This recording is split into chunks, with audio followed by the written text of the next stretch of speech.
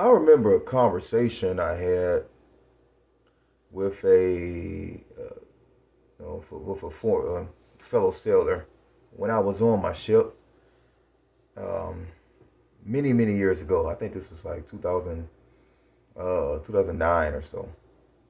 It was about he asked. I told him that I like to label myself as a breakfast cook. I cook more breakfast than I do anything.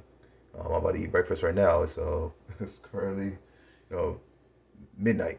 It's 12:30 at night. I'm about to make some scrambled eggs and pancakes. I love breakfast. But and he informed me that like, oh, you like eggs? Eggs are nothing but aborted chicken fetuses. I was like, huh. I really didn't have a comeback for that. But I do have a comeback for this. Is on the matter of abortion. I'm thinking about it. And I'm wearing a shirt, by the way, that I got from a friend in my own fellowship. Uh, about, if you can see that. It's a great shirt that he wears often when he's at the feminist centers and protesting. Um, I think some 4 or 5 days a week.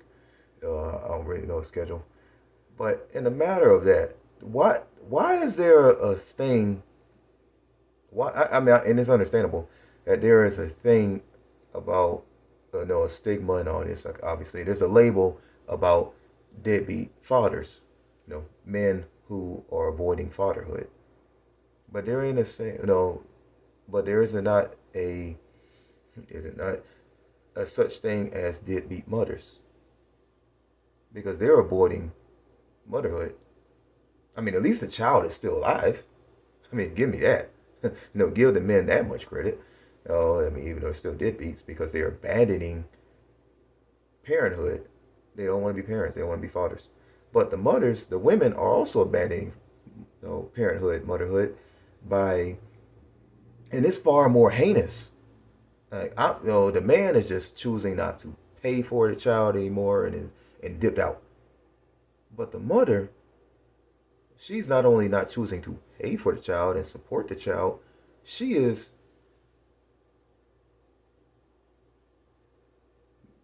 did that to the child, who was completely innocent. Now, granted, there are people who have before and many times before when I've joined my friend Jason Cantrell is that they have brought up rape. Okay, two ways I debunk that. Is one the just going by the numbers. I know a lot of people don't like numbers because they like to have feelings over facts nowadays in 2022. But that's why I know the majority of people winning, women's competitions are, by. But that's another story. I'll say that for another video. But so in a matter of rape, the numbers are extremely low. I think it's like 0.008% of all rape cases ending conceiving a child. And also, even if a child is conceived, why should that child be punished? The rapist, yeah, because that man forced himself onto a unrelenting woman, unconsenting, that's the word I'm looking for.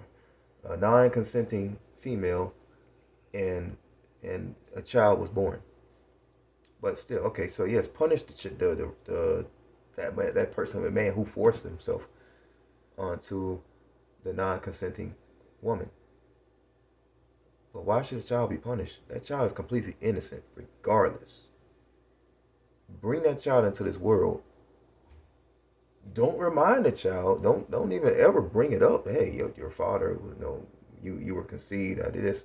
If you want to, then go be it. Maybe because there are many great cases of people who were conceived that way and have went on to become very successful, men and women, by the way. Uh, but yet still, the child is innocent.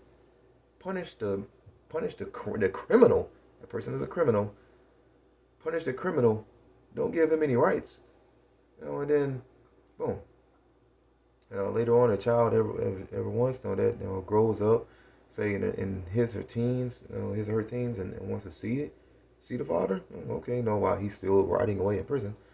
Yeah, go ahead, sure thing. In the best interest of the child. But and others might say, okay, that's the one time. You want to talk about the numbers, all right? But what if it's happened over a duration of time?